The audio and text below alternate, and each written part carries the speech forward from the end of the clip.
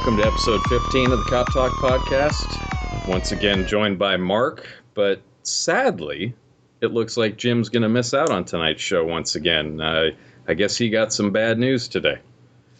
Yeah, I can't cap on him too much. I mean, we were calling him Rubber Boat Boy last week and whatnot, but which is still true. It is still true, but I can't. And I'm sure he'll make up for it next week. But yeah, well, he already told me he doesn't get mad, he gets even. But that makes two of us, so it should be fun. That's fantastic. But he had to have his pet put down that he's had for 17 years this morning, and it was kind of a sad situation for him. Plus, he had some things going on this weekend that got unexpectedly extended, and he's not even around in the area right now. So he's going to take one more break, but he's going to listen to the show and get even next week. So I thought, we have a few people writing us and supporting the show, so I thought maybe you and me could do a short version of the show, maybe answer a question or two, give a few shout-outs, and the three of us will get back together next week. Sounds good to me. So the first bit of news, which I'll just get out of the way in the beginning here, is we got picked up by another podcast network, which is awesome. And actually, it's more than a podcast network. It's actually a streaming radio. So you can actually have streaming radio on basically any phone out there. So you can have an Android phone like Jim has and has to tell us at every show.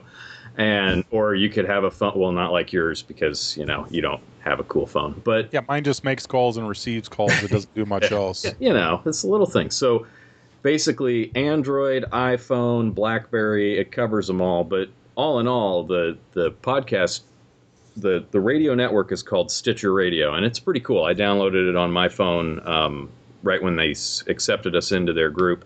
They have a lot of shows on there, some really big shows, and then, of course, ours. So, which I'm hoping is going to take off. So hey, at least we're on the ladder somewhere. Exactly, and it's kind of cool. If you weren't embezzling all the money that me and Jim make, I might be able to afford one of those phones to listen to it myself. Hey, pay by the minute is cool, dude. It's cool. So, not that bad. But basically, Stitcher allows you to listen to your favorite shows directly on your iPhone, Android phone, BlackBerry, or Pre, which like 7 people have, but we won't go into that. So on demand, on the go, you can download it right from their site, which is Stitcher.com, and it's pretty slick. I downloaded it into my phone. I searched for CopTalk. It popped right up, and it gave me the latest episode streaming right on my phone, so I could listen to it right there, just sitting on my desk. It was kind of slick. So big thanks to those guys over there for getting us set up, and I'm hoping that we'll get some more questions out of that. They put that out on their Twitter feed and on their Facebook the other night, so we're gonna hopefully we'll see some action out of that. You're making me jealous. I'm lucky to even be able to get a text message on my phone. Yeah, I'm worried to even send you one because I don't know what your phone would do. Probably explode, or it would charge you $1,000. One of the two. One day I'll get in with the times and get a updated phone. Yeah, you just gotta wait. It just matters what network you're on and how much you want to spend every month. That's really what it comes down to. Right. So I guess we got a couple of shout outs, which is awesome. Episode 1 or 2, if you go back and listen to that, Jim made fun of me for giving a shout out. There's a radio station in Northern California, and they started out saying, "Hello, Modesto," and it sounded cool, so I was giving some shout outs, and Jim started making fun of me. So, hey, now we got shout outs. Now, we got one from Don and MD. Where the hell's that is? Maryland. MD's Maryland, right? Yep. So, Don, hello, Maryland. Boy, listen to us way out there. It's Thurmont, Maryland there, buddy. Well, I didn't want to. I'd screw it up if I tried to say Thurmont, Maryland in the same sentence. So we'll just go Maryland. Then we also have Traverse City, Michigan. So hello, Michigan. Man, we're getting around, aren't we? Yeah, that's kind of cool. The guy from the second one there is actually a supporter of the show. He dropped me a note this week and said that he actually appreciated us picking on Jim and each other every week. So it's we'll keep doing that. Well, it's easy to pick on Jim.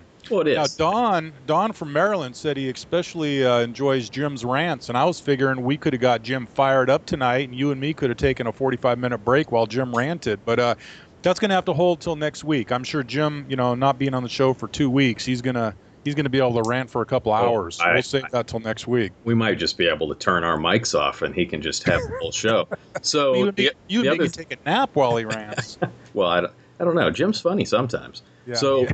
You know, the other question that he had was, what are your favorite TV cop shows? And we'll wait for next week for that, too, because I'm sure all of us have a little bit different description of what our favorite shows are. I mean, we could have Jim next week. I've already got a whole list if you and me want to talk briefly on that and then get Jim's next week. I mean, for show? Cop shows, yeah. Okay, well, cop shows. Go ahead.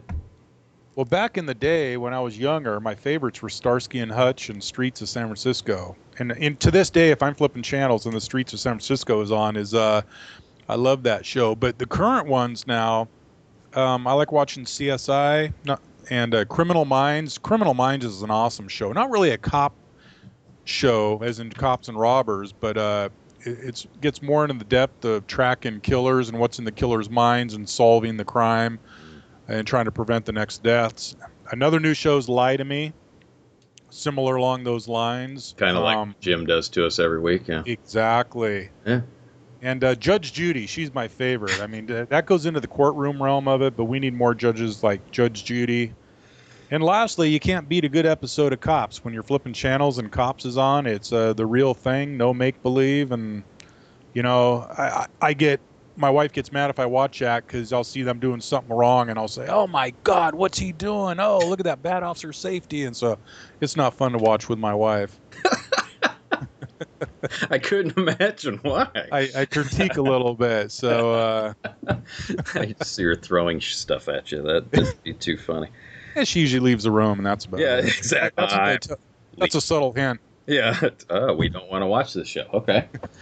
What about you? I gave a whole list there. What about you?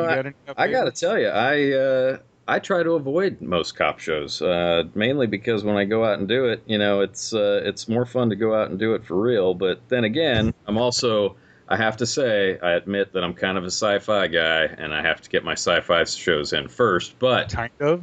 I will tell you that I did make the mistake of catching a couple episodes of the Steven Seagal deal where he was actually it was like Cops, but with Steven Seagal. Oh, the reality show. Did you see that? I saw one episode. Yeah, I saw one or two, and then I'm pretty sure that it was all staged. But I don't want to quote myself on that. But I got to tell you, too much stardom when he shows up. All of a sudden, I mean, yeah, but dude, a killer with a gun in his hand, he'd drop it saying, "Oh, it's Steven Seagal." Could you imagine being at county jail? Who'd you get arrested by? Dude, Steven Seagal. Yeah. I mean, that's got to have some kind of cred. You'd want to fight the guy just to get a little status symbol, right? Exactly. Well, and then he totally get your ass kicked, yeah. But at least you have some bragging rights. He knows 1,400 different types of martial arts. Yeah, dude, I'm just going to sit in the car. It's cool. You win. Yeah.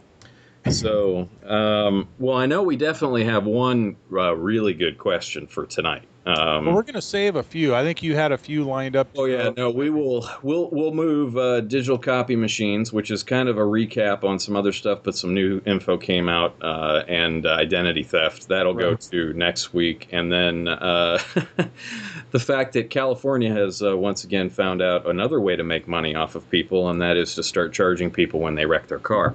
So we'll move those to next week, which is interesting. That ought to get us right out of the deficit. Exactly, and the way I look at it is I was driving home last night, and I'm glad I have a camera with me all the time, and I took maybe I'll put it up on the site, took a pretty good wreck picture on my way home. The cool part is that the lighting equipment that I actually sell in my real job is now showcased on all the California Highway Patrol cars, so it was a great shot. It was like publicity. But wow. So you went out and caused that wreck just to get some publicity. Totally. So But the interesting part is the thing that blows me away about this accident is to this day, I don't understand how it could be stopped dead traffic in both directions, yet somehow somebody plows into the back of the guy in front of them enough to flip the entire car around on the freeway. It's beyond me. They're texting. See, and that's why I don't have one of those phones, because it's very dangerous to be texting while you're driving. Well, yeah, and that's yeah. Exactly. It was probably Jim. It probably was. That's probably why he's not with us tonight. He's probably in the hospital, right? We probably hit him with his boat. So, but the question for tonight, so we'll move those to next week. But the question for tonight, and you brought this up earlier, is here comes Brent down the road, and I've got a loaded gun in a locked box in the trunk of my car. Can I do that? And I guess we have to be pretty specific about this, because the rules around locked, unlocked, loaded, unloaded, locked case, unlocked case, there's a million different rules about all of this stuff. So maybe you can sort of give me a general idea, and then we can get specifically into this one case here. Well, I'll get into give you the Reader's Digest version, because every state is different. And if you go to the penal codes, there are just subsection after subsection after subsection, what applies, what doesn't apply. And but I mean, in general, some information where we get a tweet from county jail next week, and the guy says, "Hey, I'm in jail because of some advice you gave me." So I don't think we want to do that.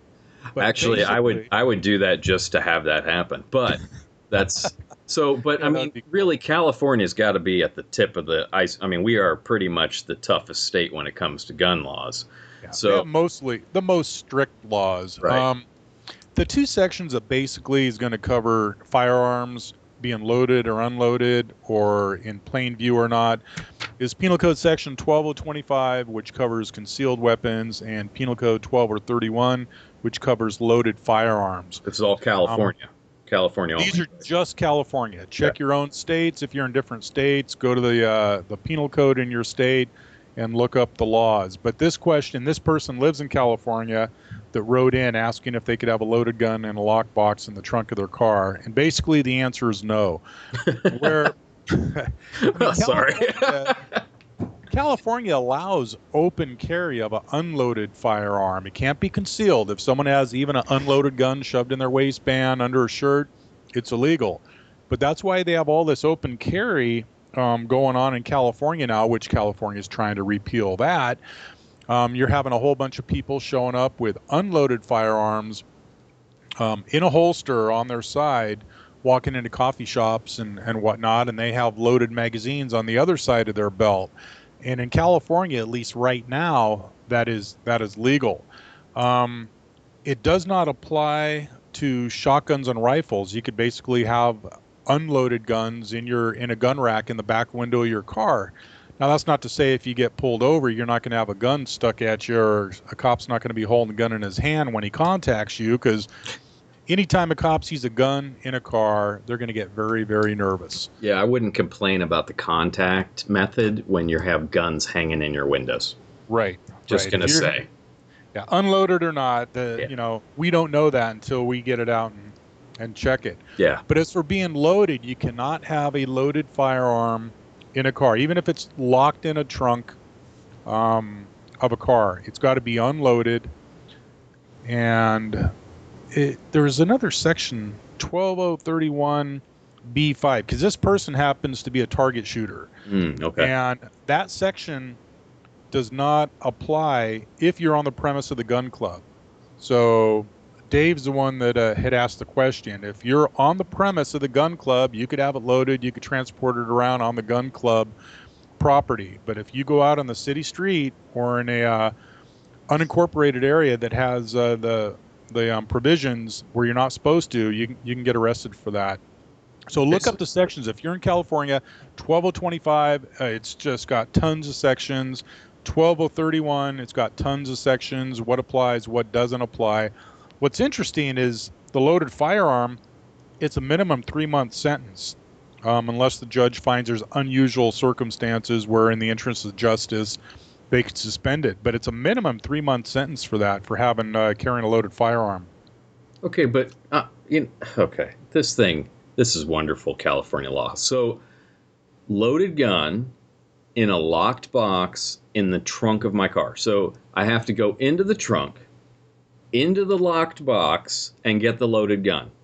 Or I can go to Starbucks with one slung on my frickin' hip with magazines on the other side. So exactly. For me in the field, Mr. Target Shooter, I have no problem with that. But obviously the law does.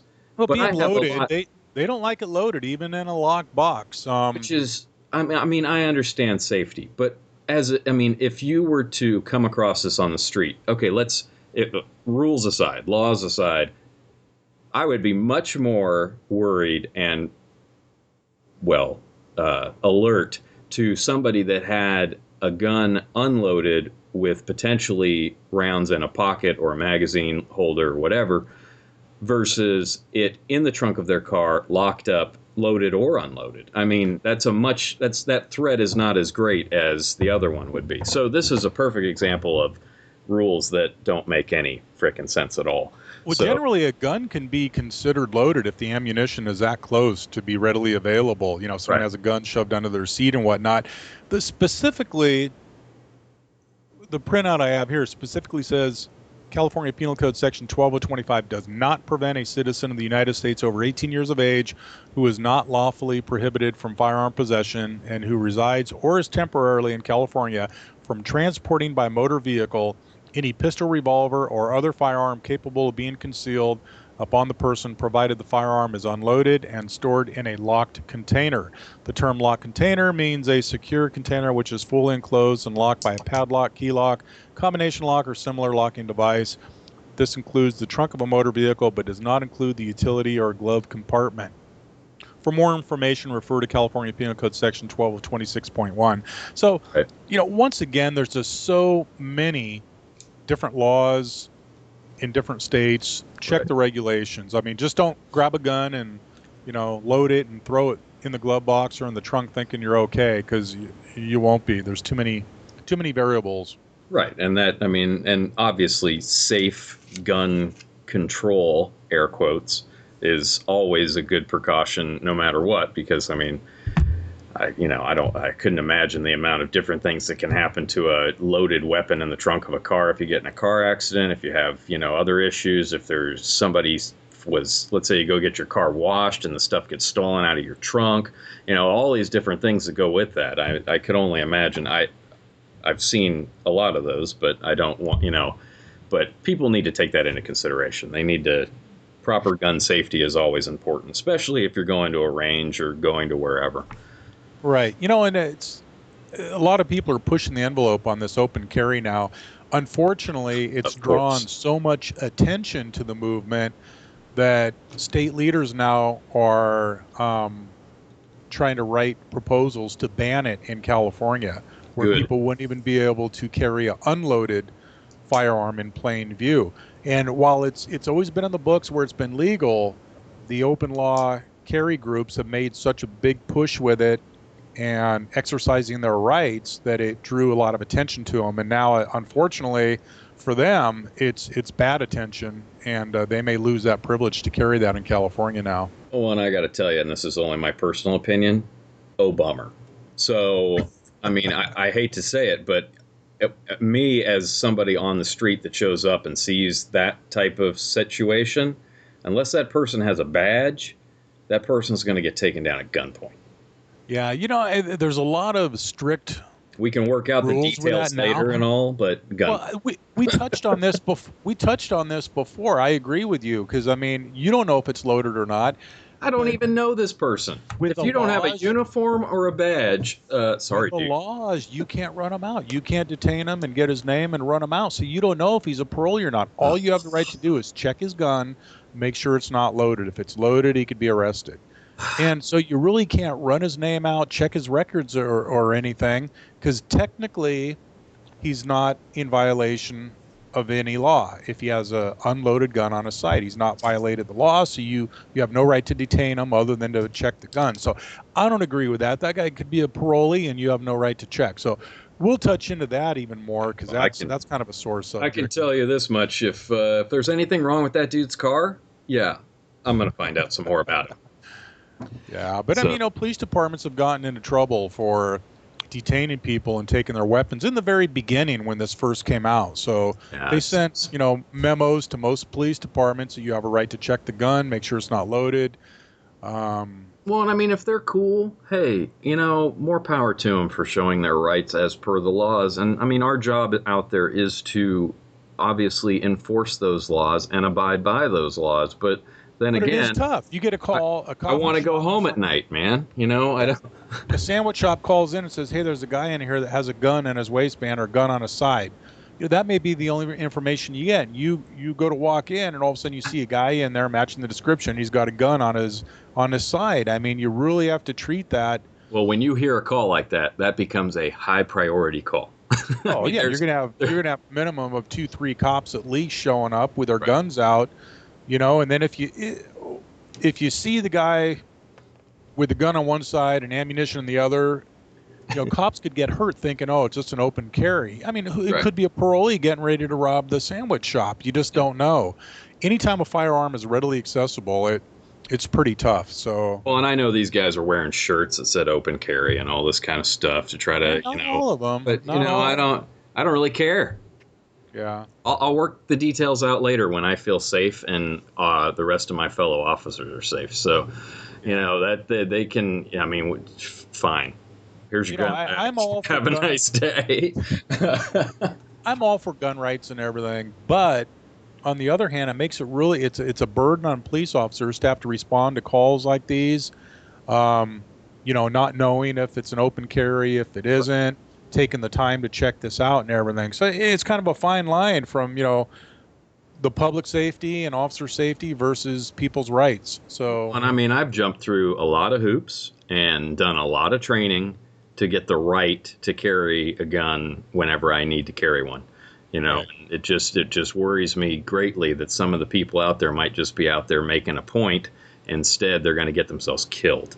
So it's it's just one of those things that's kind of scary on both sides. Hey, more power to people who want gun rights and all that. That's no problem. Just do it in a safe way, man. Right. Don't get yourself shot because of it. And trust me, in some of the places that Starbucks were that I saw people at, they're going to get shot.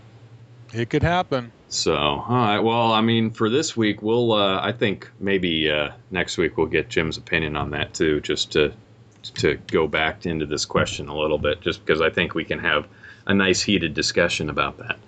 Right. But and his favorite cop show was what, Mayberry RFD or something? I'm pretty sure it's what is it, American Idol? Yeah. Could be Lady Gaga. Yes, that's Lady Gaga and his girlfriend up in Woodland. So for this week, I guess we can wrap it. The website, once again, coptalk.info. The best way to ask us questions is, all of our contact information is on the website. You can ask individually to each of us. You can ask one anonymously right through the site itself through the form that's on there, or feel free to use Twitter or whatever you want. So, sorry we had to cut our little short, but go on the website, check out the book, check us all out. There's little bios of who we all are and whatnot. So check out the website, get free information out of it, and Rubber Boat Boy Jim will be back with us next week, and he'll be getting maybe since Jim has an Android phone, he'll actually download our cool new application for Stitcher, and he'll actually listen to the show once and maybe give us his opinion on that. But till then, I guess we'll just wrap it, and we'll see what happens next week when the whole crew's back together. Yeah, Dawn and Maryland, stay tuned because Jim's saving up 2 weeks of rant, and I'm sure we'll have plenty of rant for you next week. Sorry we had to cut it short, but I would assume the show will be epic. Might even be a little extended next week. Yeah, it could be. Might be a long show of complete ranting. So until next week, we'll see everybody then. All right. Stay safe. We'll see you next week.